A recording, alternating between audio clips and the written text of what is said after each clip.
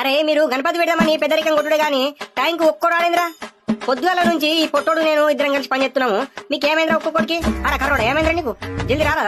10కి మెల్లంగా వచ్చినావు. ఏ మామ సలంటే చలి పెట్టిందిరా, ఆనవాడుతుంది కదా చలి పెడుతున్నా, అందుకే జల్ది లేవలేను రా అయ్యల్లా. అరే రోజు జల్ది రాలేనారా నీ అవ్వ నన్ను గట్ల పెడుతున్నావు? లేట్ వచ్చిన వాళ్ళు 500 ఫైన్ అని ఇవ్వరు, లేకుంటే నిర్మల్ పోయి తడకలు కట్టెలను పట్టుకుని రాపోర్రి. మీకు అడ్లారా అసలు భయం లేరా మీకు ఒక్కడికి?